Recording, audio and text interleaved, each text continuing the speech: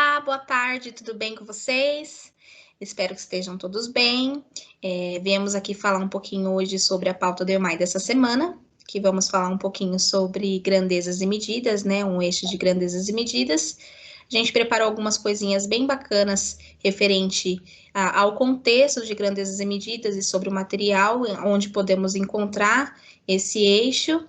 E é isso, a gente vai falando sobre isso no decorrer do ATPC. Olá, tudo bem? Então, como a Vanessa falou, mais um ATPC, mais uma pauta de ATPC. Hoje uma pauta EMAI, e a gente vai conversar um pouquinho sobre a unidade temática de grandezas e medidas. Como é que a gente escolhe, né, essa unidade temática? É a unidade temática que costuma gerar maior dificuldade para os alunos da nossa diretoria.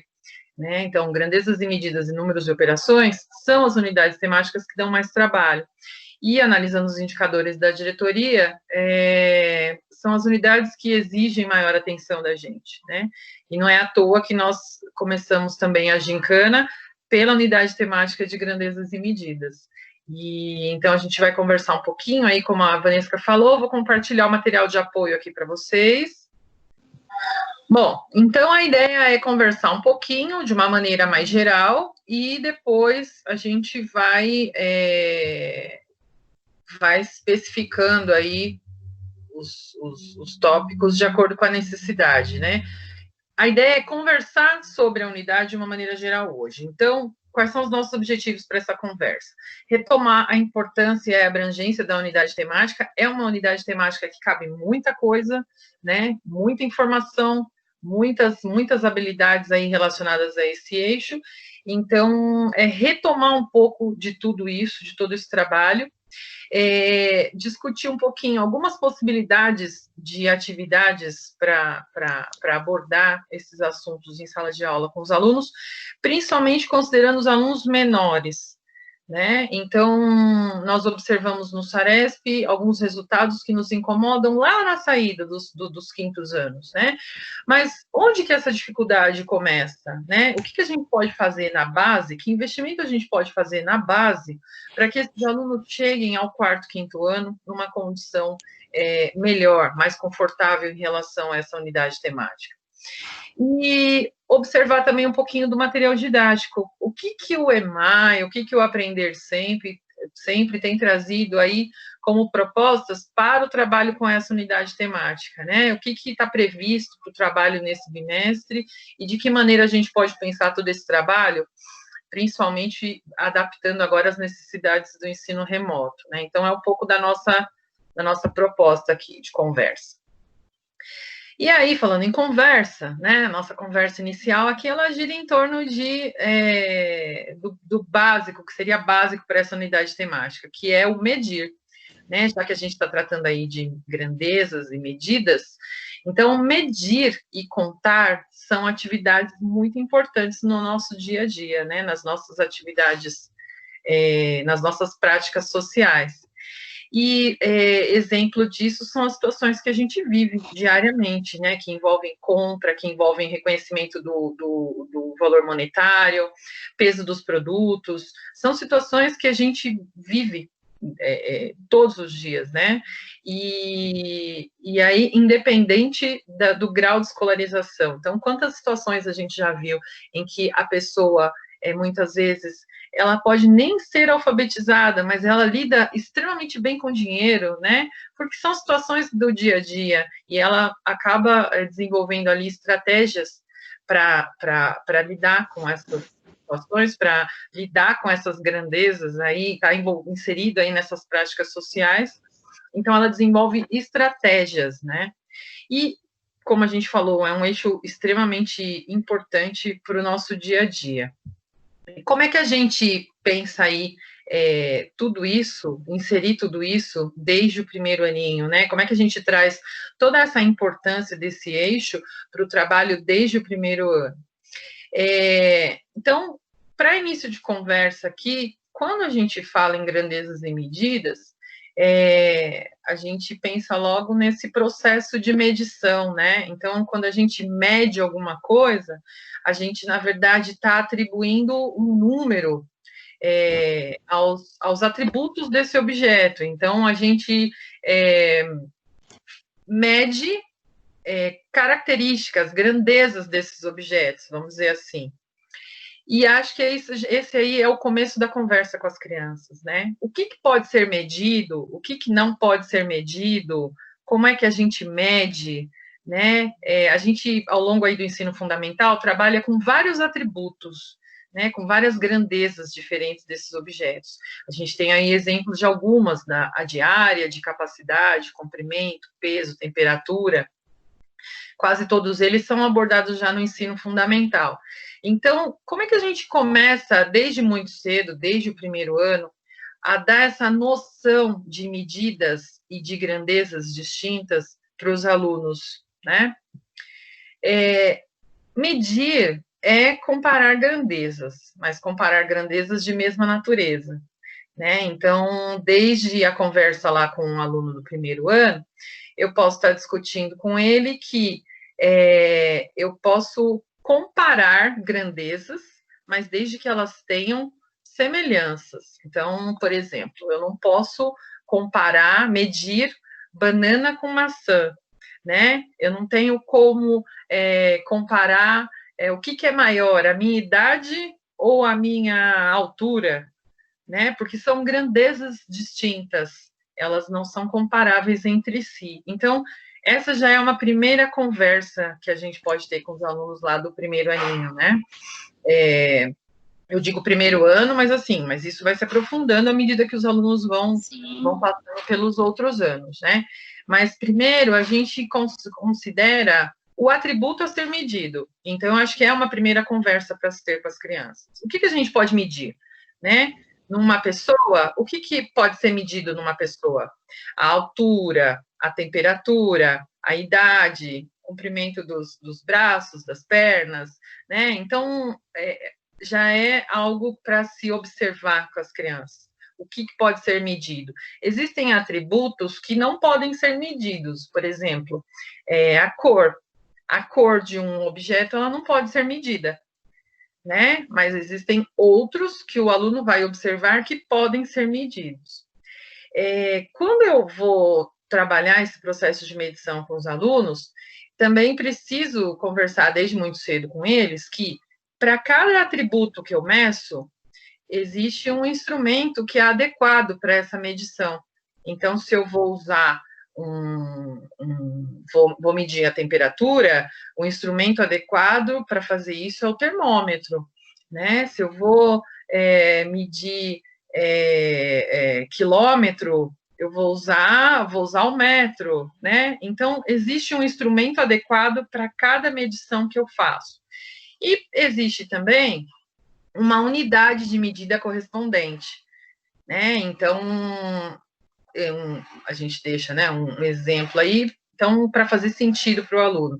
Toda vez que eu estou falando de atributo temperatura, eu uso um instrumento adequado, que é o termômetro, e eu uso uma unidade de medida correspondente, que é o grau. Então, tudo isso aí, que não é uma conversa simples, né, para se ter com alunos desde muito cedo, são conversas possíveis, mas é lógico que esses conhecimentos eles vão sendo inseridos aos poucos, os alunos vão investigando, vão experimentando, né? Quando a gente lê sobre grandezas e medidas, é sempre dito, né, que os alunos aprendem a medir medindo e não falando sobre isso, né? Então eles têm que vivenciar, eles têm que experimentar.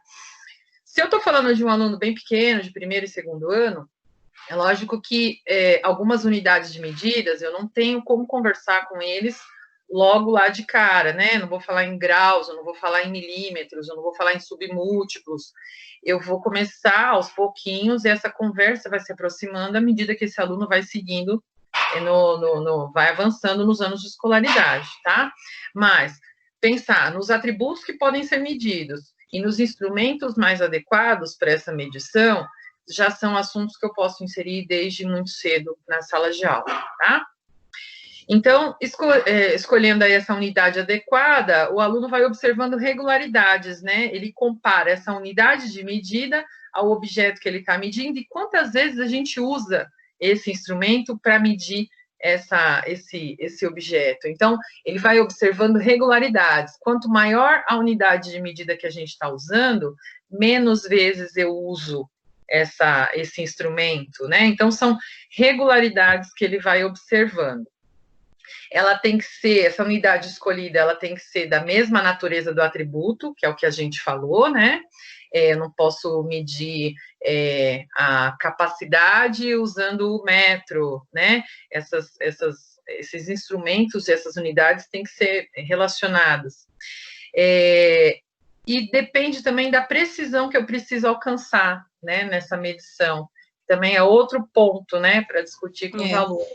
Quando a gente vai trocar um móvel de lugar em casa e a gente não tem ali uma trena, não tem uma régua, o que a gente faz? A gente vai lá e usa o palmo, né? Usa as mãos, usa o braço, porque a gente precisa ter uma medida aproximada, ela não precisa ser exata, né? Mas e tudo isso o aluno precisa observar, que existem situações que isso cabe, e existem situações que eu preciso de uma medida exata, e aí eu preciso usar o instrumento mais adequado para isso.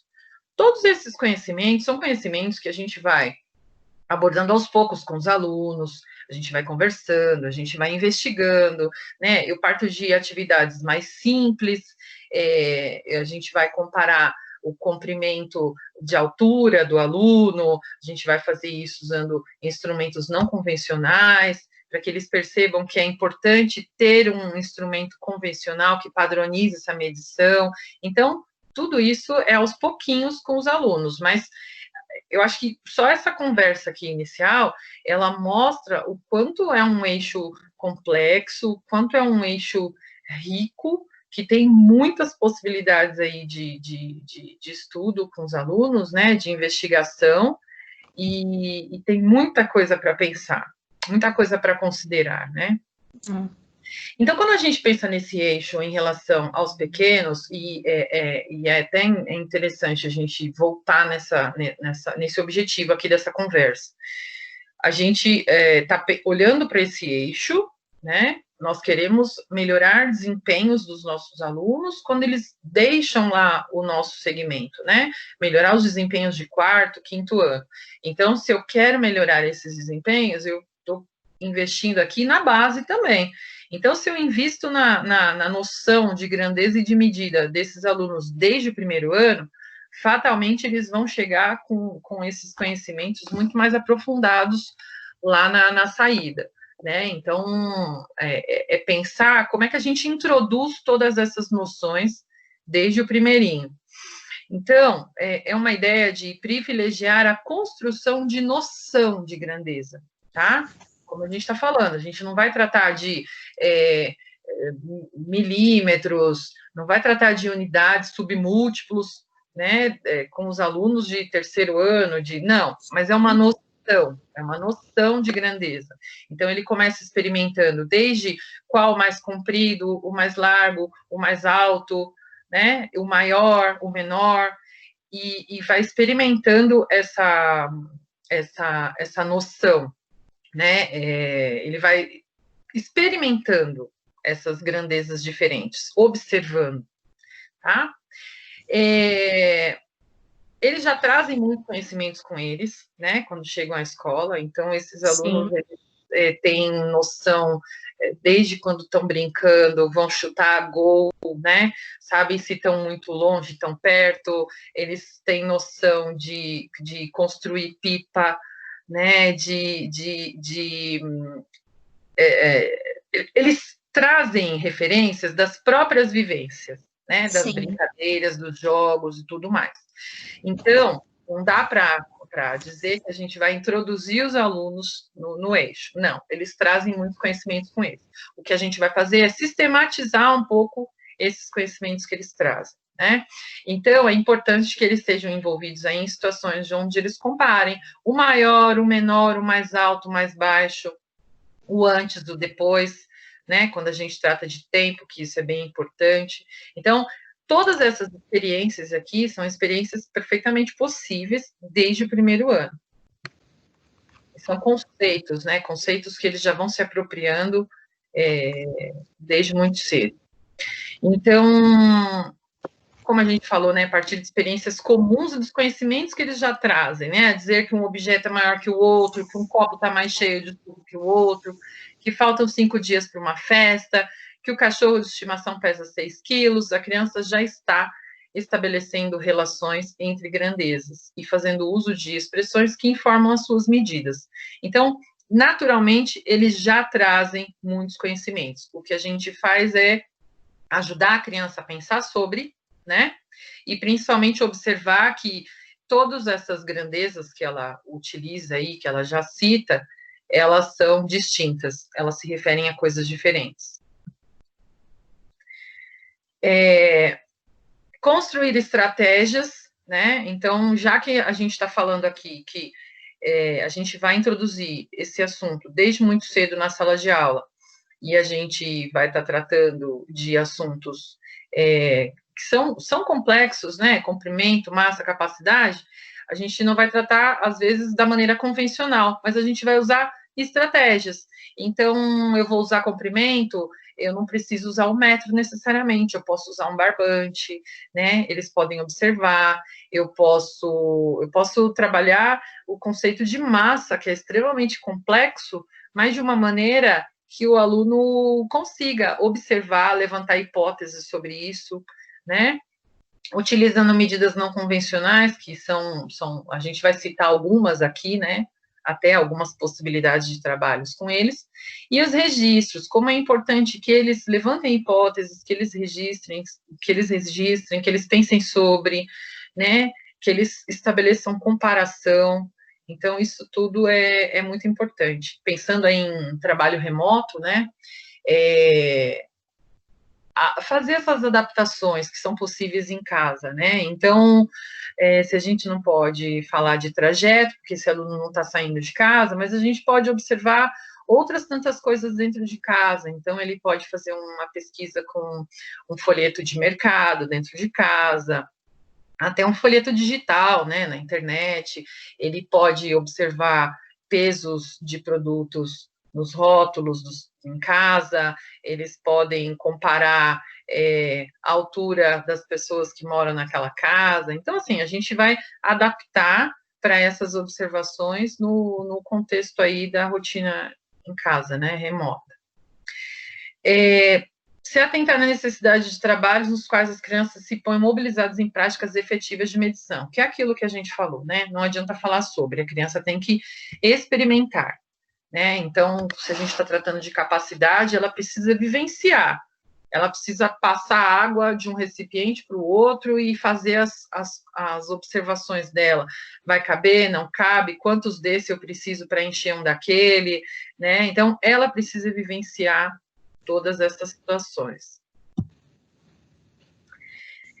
E aí a gente traz algumas situações que podem entrar em sala de aula desde o primeiro ano. Como a gente falou aí nas medidas não convencionais, qual que é a importância, né, das medidas não convencionais? Experimentando aí formas diferentes de medir um determinado objeto, os alunos vão perceber que trabalhando com medidas não convencionais, eles não vão chegar a medidas muito corretas ou medidas exatas, né? Eles vão perceber a necessidade de uma padronização, né? É natural nesse processo. Então, por exemplo, a gente pode propor medir a altura de um determinado aluno usando instrumentos diferentes. Então, um grupo vai usar palito de churrasco, um grupo vai usar palito de dente, um grupo vai usar palito de sorvete, outros vão usar lápis, canudo, pedacinhos menores de canudinho menorzinho, né? Então, eles vão trabalhar com instrumentos diferentes. E vão observar o quê? Que cada grupo, que cada medição vai chegar a um resultado diferente. Então, olha, o aluno mede 5 palitos de churrasco, ele mede 20 palitos de dente, ele mede 10 lápis, né? Eles vão chegar a resultados diferentes. E, naturalmente, eles vão perceber que fica muito difícil a gente medir e chegar a uma resposta, né? Chegar a uma conclusão no processo de medição, quando a gente usa esses instrumentos que não são convencionais, porque eles têm medidas diferentes, né? E eles têm aí parâmetros diferentes. Então, naturalmente, a criança vai observar a necessidade de usar um instrumento convencional. E aí, passo seguinte é, tá, então cada um usou um diferente, a gente chegou em resultados diferentes. Então, vamos agora todo mundo usar o mesmo instrumento? Vamos todo mundo usar palito de churrasco para ver quanto que a gente vai precisar, né, de palitos para marcar a altura de determinado aluno? E aí eles vão perceber que quando eles chegam a um instrumento mais semelhante, essas respostas vão se aproximando, né? É um processo natural de observação dos alunos. E quando a gente faz isso, é muito interessante, assim, como eles percebem rápido, né? Essa necessidade de padronizar essa medida, porque não se chega a conclusão nenhuma quando você usa vários instrumentos diferentes. Então, essa é uma possibilidade. Nós fizemos uma experiência dessa com um grupo de professores, num grupo de formação, e a gente propôs que os professores medissem uma girafa, né? Uma girafa que estava numa folha de sulfite.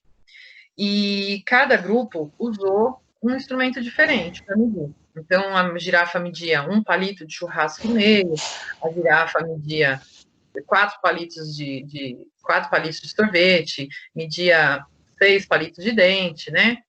E aí, a ideia era justamente essa, chegar ali à conclusão de que com instrumentos diferentes não é possível medir, né? A gente precisa de um único instrumento para medir. E aí, a gente passou para o passo seguinte com os professores. A gente pediu que os professores estimassem a altura da girafa, que é algo muito interessante também para a gente pensar. A gente trabalha muito pouco com estimativa, né? Nós não fomos acostumados a trabalhar com estimativa. A gente sempre aprendeu matemática, entendendo a matemática como um processo em que eu chego numa resposta exata. E não me dava muita margem para uma resposta aproximada, né? Então, a gente fica extremamente incomodado quando a gente tem que dar uma resposta aproximada, parece que ela não é correta. Então, quando a gente pediu para os professores estimarem a altura da girafa, foi muito interessante, porque saíram respostas de todo tipo. Teve professor que falou assim, ela tem uns 60 centímetros, ela tem, uns 55 centímetros, né? E foi muito interessante, porque a gente estava trabalhando com professores, né? E aí saíram os palpites ali dos mais variados, né? Eles estimaram livremente o tamanho da girafa, ela estava em folha de sulfite. E aí foi interessante, que aí a gente falou assim, olha, se vocês tomarem como ponto de partida aí, como referência, uma régua de 30 centímetros. Eles não tinham a régua na mão, né? Eles só usaram a régua como parâmetro. E aí, quando eles pensaram na régua, automaticamente eles já ajustaram a estimativa da girafa, né? Quando a professora pensou na régua de 30, ela já olhou para a girafa e falou, não, minha girafa não pode ter 60 centímetros de altura, porque ela usou a régua como referência. Então, esse trabalho de medidas, ele é muito interessante, né? E vai mostrando, assim, essas etapas, como é interessante partir do trabalho das medidas não convencionais, das estimativas, oferecer referências para os alunos, né? A gente está propondo um desafio agora na gincana, que a gente vai trabalhar com unidades de comprimento, né? Nosso próximo desafio. E vamos observar se os alunos conseguem partir da referência, de alguma referência para fazer estimativas, né? De repente, se eles conseguem partir da própria altura como uma referência para fazer estimativas. Então, tudo isso são aspectos que a gente ensina para os alunos, né? A gente ensina os alunos a usarem essas referências. Então, são passos importantes aí nesse trabalho. Aqui tem uma sugestão de um quadro que pode ser feito com os alunos, né? É um quadro meio que a gente vai completando à medida que a gente vai experimentando e vai vivenciando com os alunos. um quadro de medidas convencionais e não convencionais. Então, você tem aí o objeto, a grandeza que pode ser associada a esse objeto, que já é algo para discutir com os alunos, as unidades não convencionais e as convencionais e o instrumento de medida, né? Então, por exemplo, quando a gente fala aí do professor, né? O objeto que vai ser medido é o professor. Que grandezas no professor a gente pode medir, né? Então, já é um ponto para discutir com os alunos. Eu posso medir no professor o tempo de vida dele, a idade, né? Eu posso medir o peso, eu posso medir o comprimento de algumas partes do corpo, eu posso medir a temperatura, né? Só que essas grandezas já fazem parte da discussão com os alunos. São os alunos que precisam chegar nessa conclusão aí, do que é possível medir, tomando como ponto de partida o objeto professor, né? Ou a sala de aula, né? Que é um outro exemplo que tem aí. Né, com o objeto sala de aula, que grandezas a gente pode estar medindo na sala de aula, que são possíveis de serem medidas, né? E aí a gente parte para analisar as unidades de medidas convencionais e não convencionais. Então, se eu estou usando aí, a idade do professor como grandeza a ser medida, a unidade convencional que eu vou usar são os dias, os meses e os anos, né, que estão relacionados aí aos intervalos de tempo que podem me ajudar a descobrir aí, a medir a idade do professor. Mas também tenho recursos não convencionais, né? Eu posso usar as luas, as primaveras, né? A gente até brinca no aniversário, né? Fala assim, quantas primaveras, né? Porque são eventos que acontecem com uma certa regularidade, né? A primavera, as fases da lua, então elas também podem ser usadas como um intervalo de medidas, né? Não sei se seria um conhecimento que os alunos trariam, pode ser que sim, né? Pode ser que algum aluno tenha esse conhecimento, mas se ele não tem, é perfeitamente possível discutir isso com os alunos, né, em sala de aula. Então, qualquer evento que ele apresente uma determinada regularidade, então, por exemplo, o nascer do sol e o pôr do sol, ele pode ser usado como uma unidade de medida, porque ele tem uma regularidade, tá? Aí, independente quantas horas dura, aí já é uma outra questão, mas ele tem uma regularidade, assim como as estações do ano, como as fases da lua, né? E o instrumento de medida, relógio, calendário, né, que estaria ligado aí à idade do professor. Então, à medida que a gente vai discutindo essas possibilidades com os alunos, a gente vai completando esse quadro aí de medidas, e eles vão analisar. Muito bacana. Bacana, né? Não convencionais, convencionais, eles vão falando sobre os instrumentos de medida. Então, percebam que eu não preciso necessariamente ensinar o aluno a usar o metro, a trena, né, o termômetro. Eles sabem que esses instrumentos existem, vai chegar a hora certa para eles utilizarem, e a gente pode até inserir na rotina, se achar que é possível, né? Mas são conhecimentos que eles vão aprofundando aos poucos, né? Isso vai sendo construído e vai sendo aprofundado aos poucos. Mas olha quanta informação bacana a gente teria num quadro como esse, né? Sim. Possibilidade de usar partes do corpo como medidas não convencionais de medida, né? Os pés, os palmos. Que já é um material, né, Sim? O EMAI, ele pede bastante atividade com esse tipo de habilidade, né? Isso, porque você parte primeiro dessa construção, né, do trabalho com as medidas não convencionais para chegar lá nas convencionais. Então, o EMAI faz esse caminho, né, essa proposta. Sim. Mas o que eu acho bacana desse quadro é justamente isso, é você ir construindo com os alunos aos poucos, à medida que você vai experimentando tudo isso, né, vai ficando ali como um registro da turma, né. As medidas de capacidade, então, são... aí a gente já começa a falar um pouquinho sobre as possibilidades de trabalho com cada uma delas, né? Então, a capacidade está relacionada à ideia do que contém, né? Da capacidade de um recipiente, né? E é um atributo, né? A capacidade de um objeto é um dos atributos que podem ser medidos.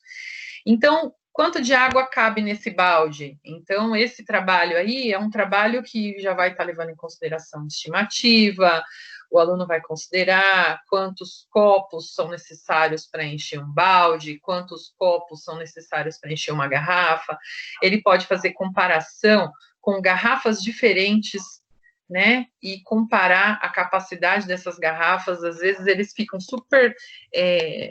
Eles se surpreendem de ver que garrafas com formatos diferentes, às vezes, cabem ali a mesma quantidade de água, né? Eles acham que não cabe, e aí quando você mostra, né, que é possível, eles se surpreendem. Então, são todas possibilidades, né? Utilizar garrafas de diferentes formatos, capacidades, garrafão, né? E aí essa estimativa de quantas dessa eu preciso para encher uma daquela, né? Caixa de suco, pacote de leite, né? Então, você pode usar recipientes aí de vários tipos.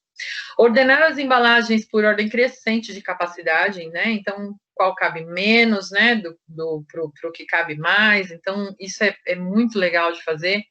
A gente teve uma experiência assim com as professoras também numa reunião de formação e foi muito bacana, foi muito divertido e quanta aprendizagem, né? Quantas reflexões ali surgem na hora das observações que eles foram fazendo, foram anotando, né? Possibilidades do que tratar também com os alunos na sala. Estimar capacidade, deduzir qual cabe mais, qual cabe menos, maior, menor, né? Anotar esses registros, né, que a gente foi falando, anotar a capacidade das embalagens, como elas aparecem nos rótulos, né? Quando o aluno já é um pouquinho maior, já dá para ir explorando isso também, né? Percebam que aqui a gente não está tratando de mililitros, a gente não está falando disso, né? Porque a nossa ideia é justamente mostrar que essa conversa pode começar desde muito cedo na sala de aula, né? Eu trabalhando dessa forma, eu trago uma noção de grandeza para os alunos. Quantidade de massa e volume, né? Então, aqui tem até uma coisa interessante, né? Que dependendo do material de estudo que você busca, eles dizem que massa e peso não são sinônimos, né? E eu fiz até questão de deixar essa observação aqui. Por quê? Porque no EMAI, o EMAI trata massa como sinônimo de peso, né? E pode ser que vocês encontrem em algum material de pesquisa, de estudo, que vocês façam uma informação que é um pouquinho diferente disso, dizendo que massa e peso não são sinônimos. O que a gente precisa saber aqui é que aí a gente já entra aí num campo da física, tudo muito complexo, né? A gente não tem necessidade de se aprofundar na questão dessa maneira.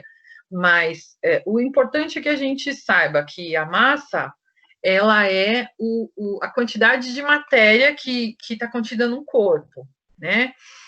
Alguns materiais dizem que o peso é justamente a força da gravidade, né, atuando sobre essa massa, né, sobre esse corpo. Então, a gente não vai entrar aqui, né, no mérito dessa questão, mas o importante é que a gente saiba que no EMAI, peso, massa é sinônimo de peso. Então, toda vez que a gente estiver falando de atributo massa, a gente está tratando de peso, né?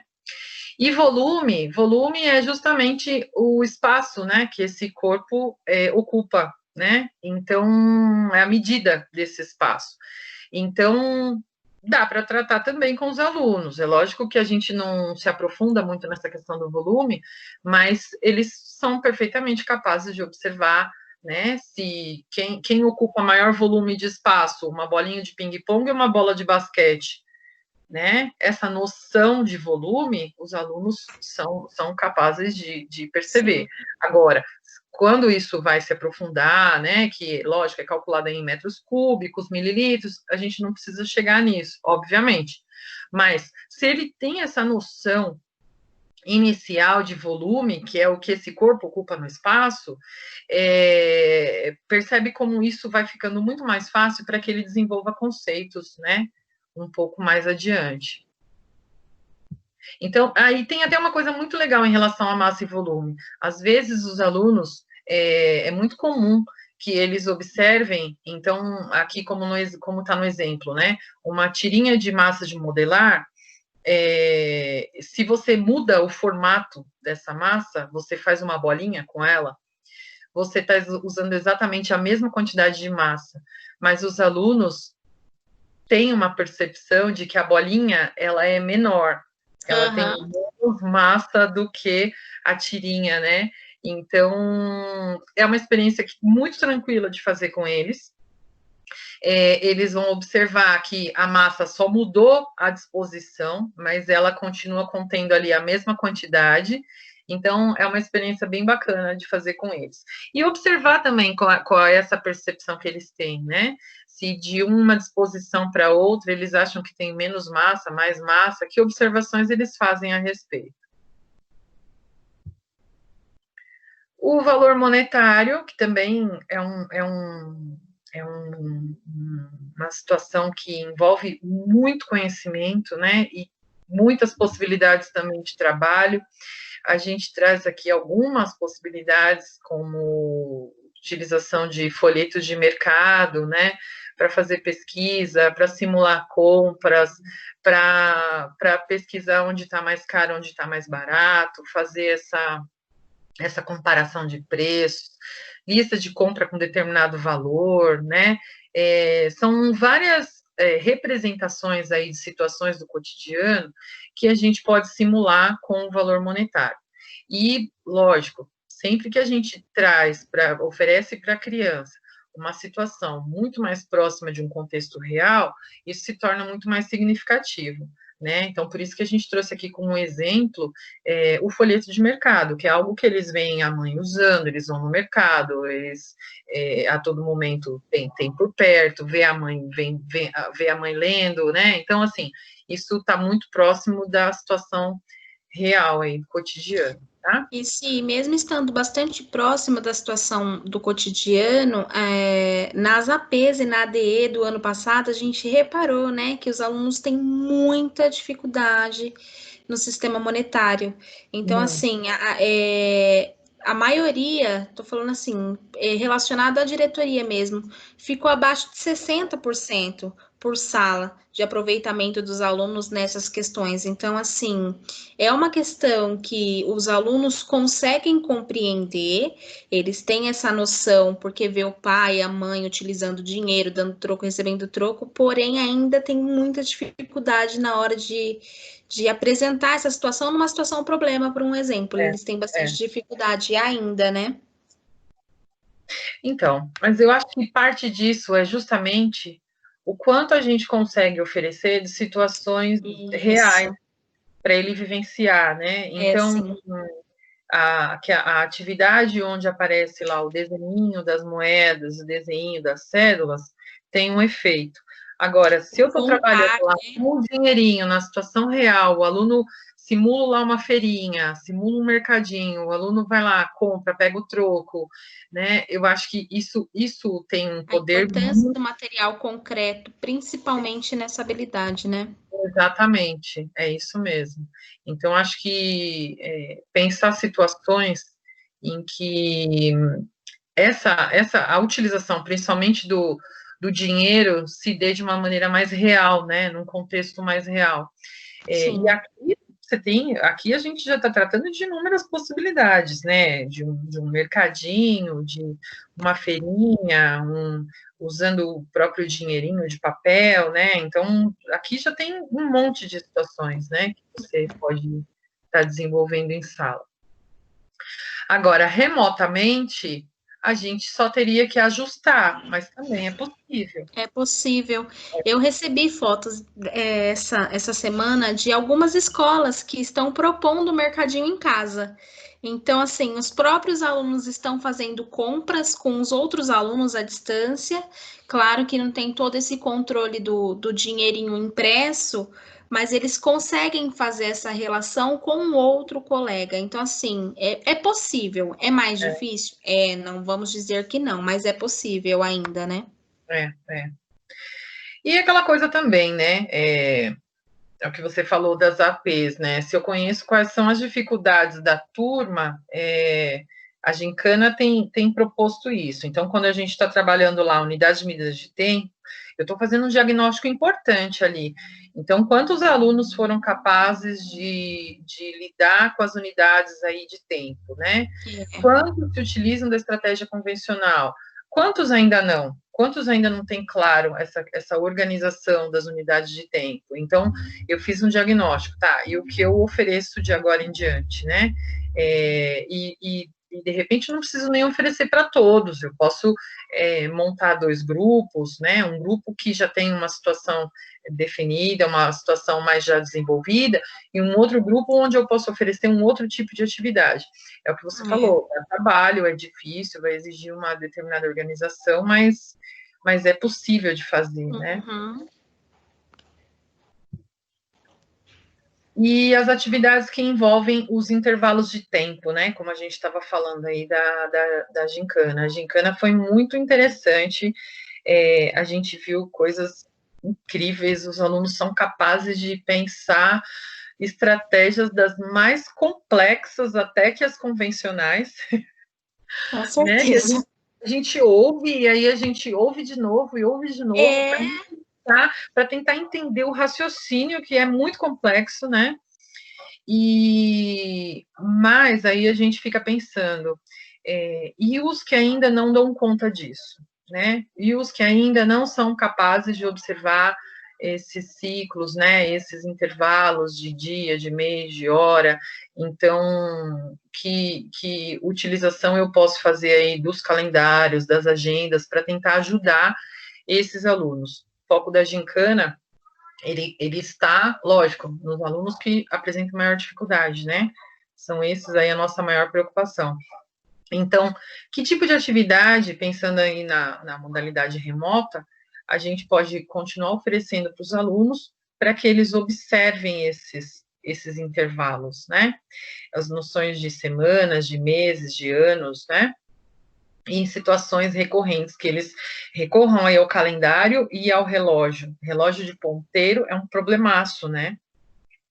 Porque agora tudo é Sim. digital, celular, e o relógio de ponteiro, ele tá ficando esquecido. E aí, quando a criança se depara com o relógio de ponteiro, ele não conhece, né? E essas atividades, se talvez são até mais fáceis de fazer remotamente. Por mais que a gente esteja longe do aluno, mas o aluno estão com os celulares dos pais. Então, mesmo que não tenha um calendário físico, né, em casa, eles têm um contato com o calendário do celular. No próprio celular, eu consigo regular para que eu tenha o relógio de ponteiro. Então, assim, tem coisas que até no ensino remoto às vezes facilita, né, para o aluno ter o material. E aí depende muito da problematização que esse professor vai fazer diante de tudo isso, né? É verdade, é isso mesmo. E na unidade de tempo, você tem muito conhecimento aqui dentro, né? Na gincana, a gente abordou aí só a ideia de dia, de horas, de minutos, de segundos, mas você tem uma outra infinidade aqui de intervalos que os alunos precisam observar e reconhecer, né? Sim.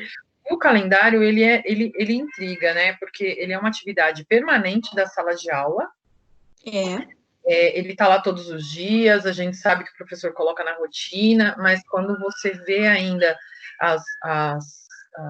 os resultados das avaliações de SARES dos alunos de terceiro ano, ainda é preocupante. Muitas crianças ainda têm dificuldade de se situar no calendário, né? Então, é uma atividade que precisa realmente de atenção e de periodicidade, né? Não basta só o Sim, calendário estar à disposição da criança, ele tem que fazer uso. Então, a gente tem que criar exatamente. essas situações onde ele recorra, né, ao calendário para se situar, para buscar uma informação e fazer leitura e tudo mais. É mesmo. Bom, e aí onde é que tudo isso aparece no nosso material, né? Então, lógico, a gente de maneira alguma trouxe aqui todas as possibilidades de trabalho do segmento. A gente trouxe algumas coisas para conversar, né? Coisas que seriam aí até as mais importantes aí, pensando nas crianças menores, e de que maneira tudo isso aí aparece no EMAI, no Aprender Sempre, e como é que a gente está trabalhando tudo isso, até nas habilidades do bimestre, né? O que essas habilidades estão trazendo aí para a gente de proposta.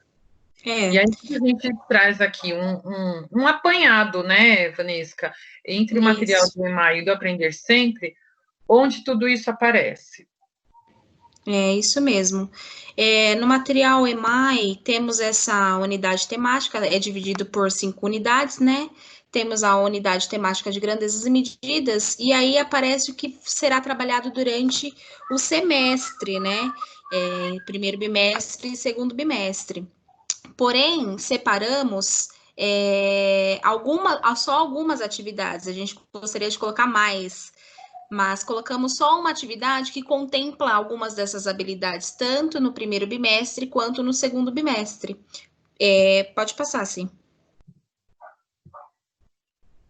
Então, aí temos duas atividades. A gente pegou uma atividade que seria bem no início do primeiro bimestre e outra atividade que está ali no início do segundo bimestre. Elas estão trabalhando com habilidades diferentes de grandezas e medidas. Então, no primeiro aninho, eles trabalham bastante o calendário, né? Então, pode perceber que nas duas atividades eles estão trabalhando o calendário, porém com habilidades diferentes, né? E eu acho que isso é muito importante, é igual você está falando, como que eu utilizo esse calendário, né, Cê? Isso, exatamente. E até fazendo leituras diferentes, né? Criando Sim, situações para que o aluno faça leituras diferentes. Às vezes a atividade, às vezes a questão no Saresp, ela sai um pouquinho daquilo que a gente está habituado a trabalhar com os alunos e a gente percebe que eles já não se situam mais. Né? exatamente. Então, fazer diferentes leituras. Olha, falta tantos dias para determinado evento, então olha lá no calendário que dia vai cair, né? Onde eles têm que recorrer, fazer essa contagem, observar essas regularidades de como se organiza a semana, né? A disposição desses dias da semana. Às vezes, até a disposição gráfica desse calendário. Eu ia comentar isso. Trazer então, calendários assim, diferentes, porque tem calendários que traz só a primeira letrinha, né? Do dia lá da semana, e aí ele pode fazer confusão, né? Entre a quinta, a quarta, porque tem só o quê. Então, trazer calendários até diferentes para eles observarem como é que isso pode se organizar, isso é bem interessante de fazer com eles. Tem alguns calendários que iniciam na segunda-feira, né? Isso. Então, assim, a importância de colocar os dois tipos de calendários até para você confrontar esses dias, né? Porque o aluno acha que porque um calendário inicia na segunda-feira, o outro inicia no domingo, e ambos os dois, o dia 2 está lá na primeira coluna, onde que eu consigo encaixar isso, né? O que é real? Então, a contagem eu acho que é muito interessante. Pode passar. Aqui, ó, só para a gente voltar, que é interessante, né? Quando a gente olha no primeiro ano e já vê o que está sendo proposto, né? Sim. Olha, medidas de comprimento, massa, capacidade, né? Tempo sistema monetário, reconhecimento das olha cédulas e moedas. Olha quantas grandezas distintas já aparecem no primeiro ano, né? Sim. E aí, no material Aprender Sempre, ele também vai aparecer lá na sequência 1 e na sequência 2. Eles vão aprofundar as aprendizagens do primeiro bimestre, que já teve algumas habilidades referente a medidas de... Eita, quase que não sai. Medidas de capacidade, e aí eles vão trabalhar um pouquinho sobre sobre as medidas usuais do cotidiano, que são essas do calendário. Eles aprofundam um pouquinho no material Aprender Sempre. Então, assim, eles estão trabalhando paralelo. São poucas atividades no Aprender Sempre, porém a gente deixa lá como referência o EMAI para o professor problematizar, né? Ir atrás de outras atividades para poder complementar. Outra coisa que a gente já citou em outros vídeos e que não adianta pegar uma atividade solta, né, do material EMAI e lançar para o aluno sem que tenha um contexto sobre isso. O material ele é separado em sequências, então eu não posso pegar só uma atividade e dar para o meu aluno. Eu preciso estudar essa sequência, saber quais são as habilidades que estão nessa sequência, como que eu consigo intervir com essa sequência, onde eu consigo pegar uma referência dessa sequência para poder aplicar com o meu aluno, né? Verdade. Aí no segundo ano, eles vão aprofundando um pouquinho mais essas habilidades, que também entra as medidas de tempo, sistema monetário, medidas de capacidade de comprimento, né? Só que com o passar dos anos, eles vão aprofundando essas habilidades, né? Se a gente for ver pelo número da habilidade, que é MA16 no final, no primeiro ano também aparece, porém, a habilidade vem descrita de outra forma, porque ele está aprofundando essas habilidades, né, Ci? É isso mesmo. Essa ideia mesmo de trazer uma noção e depois, à medida que essa criança vai avançando, isso vai se aprofundando, né? Então, Exatamente. você vê que já aparecem até as medidas convencionais, né? Então, litro, mililitro, não é que o aluno vai dominar tudo isso, né, num segundo ano, mas essas medidas, elas já começam a circular, né? Elas já começam a aparecer aí desse vocabulário de todo dia dos alunos, né? E eles vão se apropriando disso à medida que vão avançando aí no segmento. Leituras de horas digitais, né? Tem no primeiro, no segundo ano, tem um grande investimento aí nas medidas de tempo, né? E são várias, né? São várias. Então, se você pensar em toda essa utilização do calendário, organização do tempo, tem muita coisa envolvida nisso, né? Então, esse investimento já é sistemático aí desde o primeiro ano. Que mesmo nesse trabalho remoto também é possível a gente trabalhar.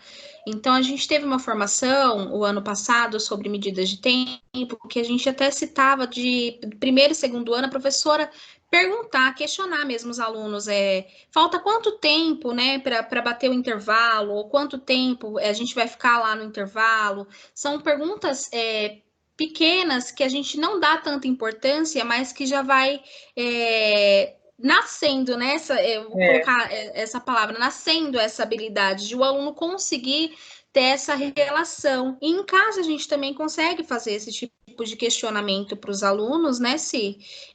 Mesmo que não seja com ações do cotidiano da escola, mas com o cotidiano de casa. Então, sua mãe chegou do serviço faz quanto tempo? Ou falta quanto tempo para você ir almoçar? A gente está em aula remota durante quanto tempo? Então, são perguntas simples, mas que já vai trazer uma bagagem para esse aluno nas próximas habilidades, né? É isso mesmo. Então, aí a gente também selecionou aqui no segundo ano tanto uma atividade do primeiro bimestre quanto uma atividade do segundo bimestre, que são habilidades distintas, né?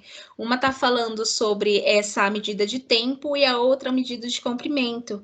Então, assim, para você ver a variação que temos no nosso material de tantas habilidades em diferentes bimestres e que a gente consegue trabalhar com elas assim tranquilamente, tanto em aula remota, né? Que a gente consegue dar conta desse trabalho em aula remota, e quanto na sala de aula comum, né, Ci? É isso aí. Então, aí no Aprender Sempre do segundo ano, também temos algumas atividades. Na sequência 3, a sequência toda é de medidas de capacidade, medidas de valores e cédulas, e na sequência 1 eu tenho apenas uma atividade. Porém, a gente consegue complementar com o material do EMAI, né?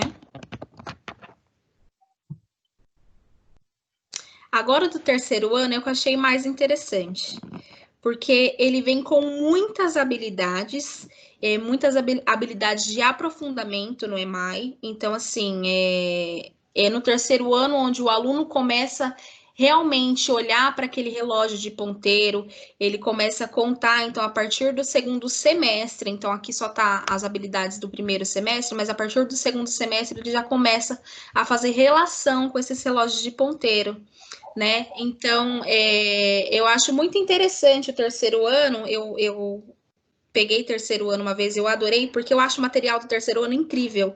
Ele é muito completo, é muitas habilidades, assim, às vezes é uma atividade e você consegue abranger tantas habilidades nessa atividade, e é só pelo tanto de habilidades que a gente consegue ver aí nesse trechinho que a gente conseguiu tirar do EMAI, a gente consegue registrar o tanto de habilidades que conseguimos trabalhar nesse primeiro bimestre, nesse primeiro semestre, né? Primeiro e segundo bimestre. E aí, novamente, pegamos uma atividade do primeiro bimestre, outra do segundo bimestre, que estão falando, a primeira está falando sobre sistema monetário e a segunda está falando sobre medidas de tempo, massa e capacidade, né? Comprimento e capacidade. Então, na segunda atividade, que é essa 9.2, ela tem diversas situações, problemas, que a gente consegue encontrar várias habilidades nessas situações, problemas. Então, ela está falando de medidas de tempo, medidas de capacidade, medidas de comprimento, e em uma atividade só, né? São várias situações, problemas. Então, eu acho que é importante nessa atividade a gente saber também problematizá-las, né, Si? Porque às vezes uma situação, um problema, a gente consegue garantir tantas coisas diferentes, né? Se você vê, né, são dois exemplos aqui, mas você já tem o sistema monetário, comprimento, Sim. tempo e capacidade. Então, você já vários atributos aí diferentes, já está fazendo estabelecendo relação com o instrumento adequado para medir cada uma dessas capacidades, né? Se a gente pensar, parte daquela conversa que a gente já disse que é possível no primeiro ano. Exatamente. Né? Então, o aluno não precisa esperar chegar ao terceiro para começar a pensar nisso. Isso já pode ser introduzido desde o primeiro, porque lá a gente já estava falando sobre os atributos que podem ser medidos, as medidas convencionais e não convencionais, as unidades de medida, né, que são aí adequadas a cada atributo. Então, toda essa conversa já está vindo desde o primeiro ano, né? Exatamente. Eu acho interessante essa relação mesmo, né? De como a gente consegue pegar as atividades do primeiro ano, estamos nas atividades do terceiro e a gente vê essa evolução dessa habilidade, né? Isso, exatamente. E é o que você falou, como é rico, né? O material do terceiro. Você vê rico. Já quanta coisa cabe aqui em duas atividades, né? Sim. Quanto conhecimento. Então, e aí o que eu achei mais interessante ainda, estudando o material Aprender Sempre, vimos que não temos tantas atividades de medidas de grandezas e medidas no material do segundo bimestre. E aí só o valor monetário, né? E só é uma atividade, só uma atividade. Eu consigo garantir essa atividade em um dia só. Então, acho que por isso a importância da gente conseguir garantir aprofundar essas atividades com o material EMAI, que é muito rico com esse eixo, né? Isso. Quarto ano também tem bastantes habilidades. E aí a gente já iniciou nossa gincana de matemática, que está garantindo essas habilidades, né? E tá só escrito aqui terceiro ano, que a gente deve ter deixado passar aí, mas é do quarto, depois a gente ajeita direitinho. E estamos garantindo, né, se de certa forma, que essas habilidades cheguem nas escolas de uma maneira gostosa de trabalhar com as crianças. E para a gente também não ter em mente que é mais uma demanda. Não é mais uma demanda gincana, né? Se ela está chegando para ajudar, para aprofundar, para recuperar. esses alunos. Então, assim, está sendo muito proveitoso o retorno que estamos tendo de professores e alunos, e a gente quer garantir essas habilidades, mesmo que a gente sabe que é onde, não vou falar só da diretoria, que a gente vê que é um problema, eu acho que da rede mesmo, né? Uhum. Quando você lê a respeito, né, de grandezas e medidas, fica evidente, assim, um problema que, como você falou, não é um problema só da nossa diretoria, é um problema que a gente tenta compreender, né, e muito do que a gente lê diz que talvez se a gente tivesse uma introdução melhor resolvida nesse eixo desde o primeiro ano, que talvez os alunos não levariam tantas dificuldades para os anos finais e médio, né? Porque Exatamente. você começa, lógico, do mais simples, mas se essa base ela é bem feita e ela dá conta de toda essa variedade aí de percepções dentro do eixo, esses conceitos eles vão se aprofundando de uma maneira mais tranquila. Então, lógico, quando você chega aqui no quarto ano, você já começa a lidar com situações problema que envolvem aqueles conceitos, né, das grandezas. Você já começa a ver as situações de conversão, né? Sim. Então, lógico que vai ficando mais complexo para o aluno. E se a base não está bem resolvida, né? Se ele não tem claro qual é a base, a concepção, isso se torna muito mais difícil, lógico. Então, é o que você falou, a gincana, ela não tem aí a intenção de esgotar nenhum eixo aí, nenhum assunto. A gente tratou de uma pequena fração aí do tempo na proposta do desafio 1 e 2, mas, Sim. assim, a gente já trouxe diversos diagnósticos para o professor, né? E ele pode continuar investindo nisso, investindo para os alunos que precisam e seguir adiante com os demais. Então, esses diagnósticos também vão ajudando a gente a pensar, né? Porque daí para frente, do quarto ano para frente, é lógico que tudo vai ficando mais complexo para os alunos, né? É verdade. E aí também pegamos duas habilidades, uma do primeiro bimestre, outra do segundo bimestre, que uma está falando sobre a medida de tempo, né, sobre os relógios de ponteiros e os relógios analógicos, e a outra de estimativa de comprimento. Então, realmente a aprofundação, né, o aprofundamento. Eu tenho que ter toda essa bagagem para eu conseguir estimar essa medida, né? E usando referências, né? Aqui ele já traz a questão do perímetro, né? Começa a olhar para o perímetro, então fica muito claro aí que se o aluno não resolveu questões anteriores, se ele não desenvolveu lá essa capacidade, essa percepção de comparar, de analisar, né, de saber que esses atributos são específicos, são grandezas distintas, que eu olho para eles de maneiras diferentes, com unidades diferentes, instrumentos diferentes, agora isso aqui vai virar uma salada, né? Porque todos os conhecimentos são exigidos do aluno de uma vez só, né? É verdade.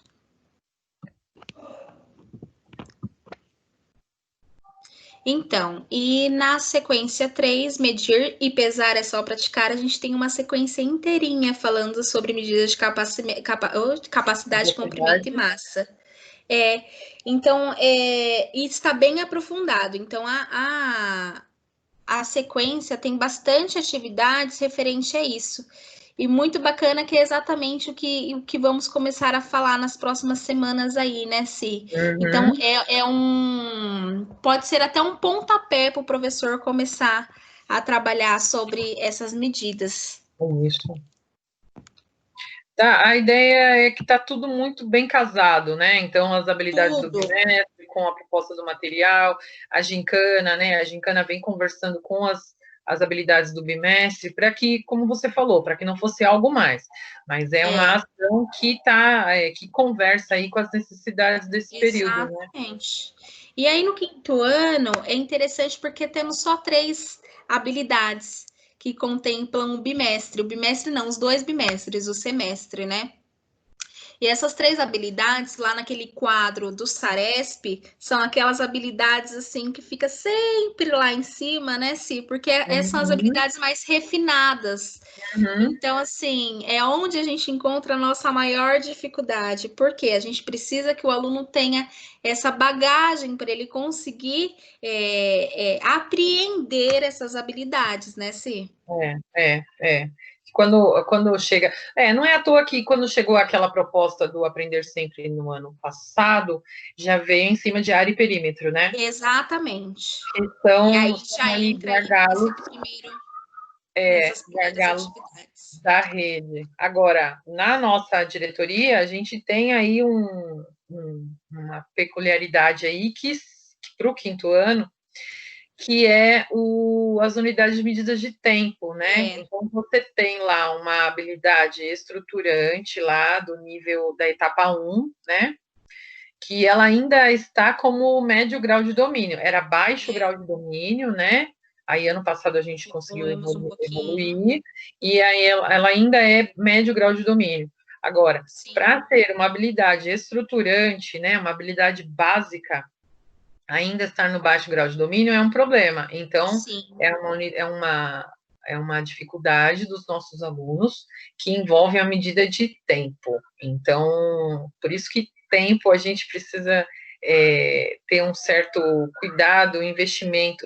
E é o que a gente fala, né? Intriga, porque tempo a gente sempre usa calendário, relógio com eles, né? Trabalha tudo. E de onde vem essa dificuldade? Então, uma das situações é essa questão do relógio de ponteiro, né? Então, algumas situações, quando é oferecido para os alunos fazer a leitura desse relógio de ponteiro, os alunos têm muita dificuldade. Então, Muito.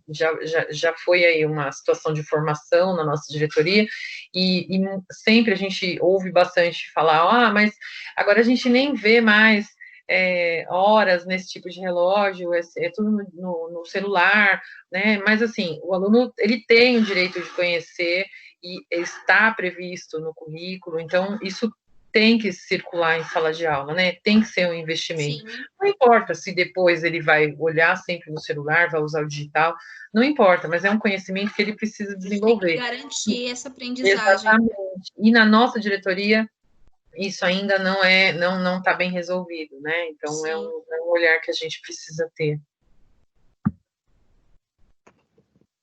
E aí, no quinto ano, também no primeiro bimestre, ela não aparece nenhuma habilidade com esse eixo, ela só vai aparecer lá no segundo bimestre, que é no finalzinho do livro EMAI. Então, exatamente, eu acho que o EMAI prefere garantir outras situações, porque como essa é uma situação mais aprofundada, né, Si? Então, ele Isso. pretende garantir outras situações para que ele consiga somente aprofundar essas habilidades, porque entende-se que o aluno já conseguiu aprender essas habilidades nos anos anteriores. É.